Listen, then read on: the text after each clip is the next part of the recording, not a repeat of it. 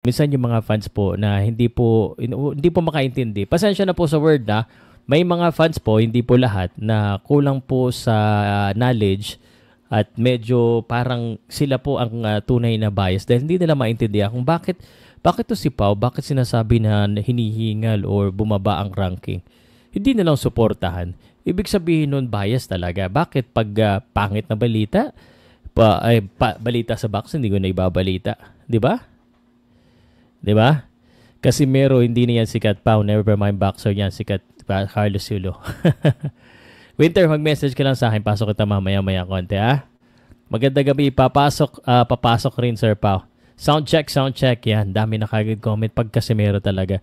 I'll take this opportunity to thank all the Casimero fans. Yung mga tunay ng Casimero fans na nakakaintindi na ng negative at positive. Kasi, alam mo, ang problema sa mga isayo, sir, lalo ka na, yung mga galit sa akin dahil kay Casimero, dahil negative daw yung dahil against daw ako. May nag-post pa kanina, ha? May nag-comment na na kumampi na daw ako kay Casimero. At sikat daw si Casimero at mag-public apology daw ako. Mag-sorry daw ako. At may ginawa ba akong kasalanan? Siya nga may ginawang kasalanan sa akin, eh. 'Di ba? Siya nga yung nagsabi ng ganun, eh, 'di ba? So, siya dapat ang mag-public apology sa akin. Hindi ako. I'm just doing my job. At kahit review mo nang i-review yung mga lahat ng content ko, lahat yan may pundasyon. At saka syempre, yung may basihan po. Anyway, pag maganda naman ang ginawa niya, maganda naman yung babalita natin, di ba? Shoutout from Osaka, Japan, sir. So, sir pa, magandang gabi po.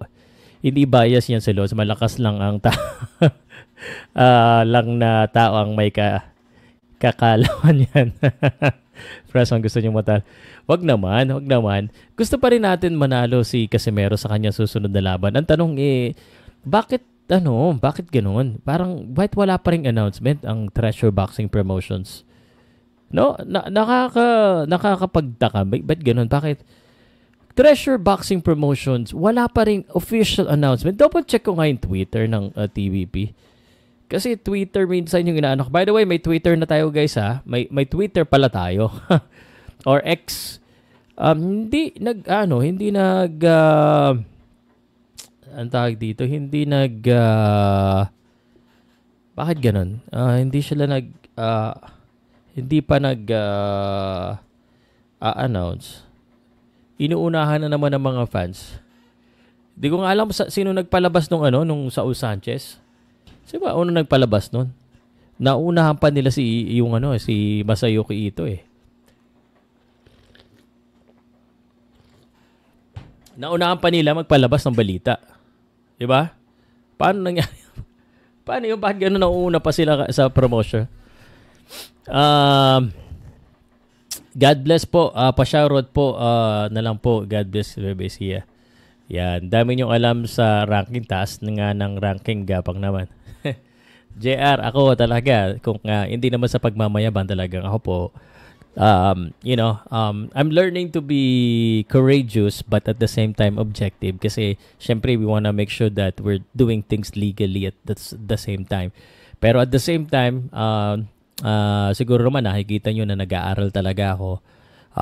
Umattend tayo ng mga convention, kumakausap tayo ng mga trainers, boxers, managers para po masabi na may alam naman tayo kahit paano. But we will never be a boxer. We can train boxing but iba yung experience na yun. Pero iba naman ang skills ng trainer, tsaka ng boxer, tsaka ng commentator, di ba? Magkaiba po yan. Sandali, gagamit lang pala ako ng